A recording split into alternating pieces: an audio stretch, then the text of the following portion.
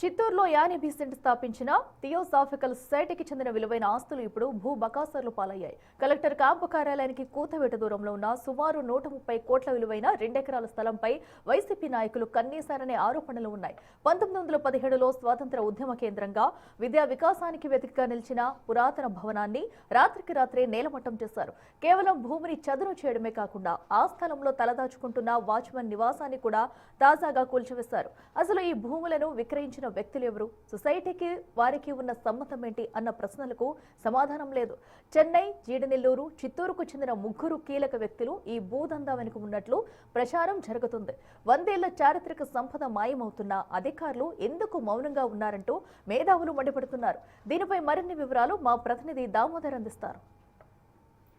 చిత్తూరులోని theosophical society భూములు అన్యాక్రాంతమయ్యాయా, లేకపోతే సొసైటీకి సంబంధించిన వారు ఈ భూములను వేరే వారికి బదిలీ చేశారా? మొత్తం మీద ఏం జరుగుతుంది? ప్రస్తుతం మనం ఉన్న ఈ ప్రదేశం థియోసాఫికల్ సొసైటీకి భూములకు సంబంధించిన ప్రాంతము.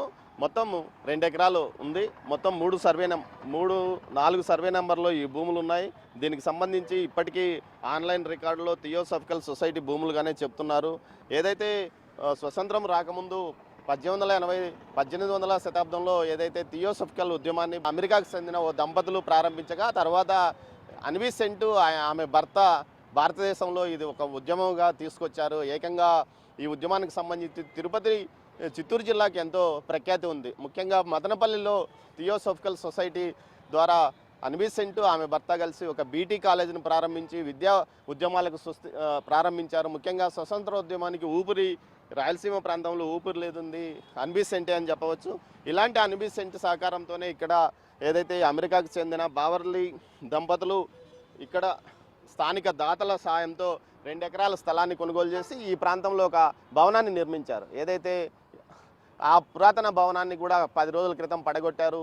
ఈ భూమికి సంబంధించి 3 వ్యక్తులు వీటిని కొనుగోలు చేశామని వారణాసికి చెందిన థియోసాఫికల్ సొసైటీ వారి నుంచి కొనుగోలు చేశామని చెప్తున్నారు. అయితే మదనపల్లికి చెందిన థియోసాఫికల్ సొసైటీ మాత్రం చెన్నై టు కలకత్తాకు సంబంధించిన వారి ఆధ్వర్యంలో నడుస్తుండగా ఇది మాత్రం వారణాసి వారు ఆధ్వర్యంలో నడుస్తుందని చెప్పడం కొంత వివాదాస్పదంగా మారింది. మొత్తం మీద సొసైటీ భూములను అమ్మే హక్కు ఆ సొసైటీ ప్రతినిధులకు ఉందా? ఇక్కడ అమ్మిన తర్వాత ఈ భూముల మీద వచ్చిన ఆదాయంతో వారణాసిలో ఆస్తులను ఏదైతే వారణాసిలో సేవా కార్యక్రమాలను ఏర్పాటు చేస్తామంటూ కూడా ఆ సంస్థ ప్రతినిధులు కొంతమంది చెప్పడం విశేషం.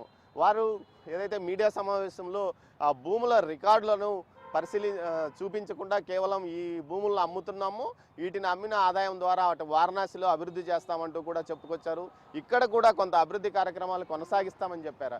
అయితే ఈ భూములను 23 కోట్ల నుంచి 25 కోట్ల లోపే కొనుగోలు చేసిన వ్యక్తులు చెప్తున్నారు, కొనుగోలు చేసినట్లు చెప్తున్నారు. మొత్తం మీద ఈ భూములో ఏదైతే ఈ 2 ఎకరాల ఆస్తి విలువ ఏకంగా 100 కోట్లకు పైగా ఉంటుందని చెప్పవచ్చు. ఓవైపు కలెక్టరేటు, అదేవిధంగా ఆర్టీసీ బస్టాండు, మున్సిపల్ ఆఫీసు, ఏదైతే ముఖ్యంగా వాణిజ్య కూడలిగా మారిన ఈ ప్రాంతంలో ఏదైతే బస్టాండ్ నుంచి బయటకు వచ్చిన వెంటనే ఈ ప్రాంతం ఉంది. మొత్తం మీద ఇది బహిరంగ మార్కెట్లో 100 కోట్లకు పైగా విలువ చేసే ఈ ఏరియాలో భూములను చౌకగా కొట్టివేసిన వ్యక్తులు ఎవరు, వీరికి సహకరిస్తున్నది ఎవరు అన్న విషయాలపైన ఇప్పుడు చిత్తూరులో పెద్ద ఎత్తున చర్చ నడుస్తుంది. దీనికి సంబంధించి పోలీసు అధికారులు ఏదైతే ఇటు జిల్లా కలెక్టర్తో పాటు నగరపాలక సంస్థ అధికారులు కూడా కొంత ఆంక్షలు పెట్టినప్పటికీ ఏదైతే రిజిస్టర్ చేయకూడదన్న తర్వాత కూడా సబ్ రిజిస్ట్రార్ వీటిని రిజిస్టర్ చేసినట్టు తెలుస్తుంది. తాజాగా నగరపాలక సంస్థ కమిషనర్ను సెలవులో పంపించి ఇక్కడ వాచ్మ్యాన్కు ఉన్న గదిని కూడా రాత్రే కూల్చివేశారని చెప్తున్నారు.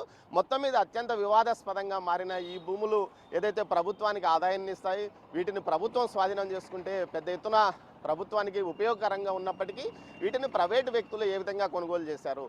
ట్రస్ట్ థియోసాఫికల్ సొసైటీకి సంబంధించిన భూములు ఏదైతే మదనపల్లిలో ఉన్న భూములను ప్రభుత్వం స్వాధీనం చేసుకోవాలని నిర్ణయించుకున్న నేపథ్యంలో అదే సంస్థ ద్వారా కొనుగోలు చేసిన వ్యక్తులు ఏదైతే అదే సంస్థకు చెందిన ఈ భూములను ప్రైవేట్ వ్యక్తులకు ఎలా అమ్మారు, దీనిలో ఎవరు లబ్ధి పొందుతున్నారు, దీని వెనక ఉన్నవారు ఎవరు అన్న విషయాలపైన పెద్ద ఎత్తున చర్చ నడుస్తుంది. మొత్తం మీద 100 కోట్లకు పైగా ఆస్తులు విలువైన వాటిని కారు చౌకగా కొంతమంది కొట్టేయడానికి ప్రయత్నించారు. ఇందులో హైదరాబాద్కి చెందిన వ్యక్తులు ఉన్నారంటున్నారు, స్థానికంగా ఉన్నవారు అంటున్నారు, మరోవైపు చెన్నైకి చెందిన ఓ ప్రముఖుడు ఉంటున్నారు అంటున్నారు. మొత్తం మీద ఈ భూముల వివరాలపైన పూర్తి స్థాయిలో ప్రభుత్వం చర్య తీసుకోవాలని, ముఖ్యంగా థియోసాఫికల్ సొసైటీ ద్వారా జాతీయ వ్యాప్తంగా జాతీయ స్థాయిలో అప్పట్లో ఒక ఉద్యమంగా నడిచింది.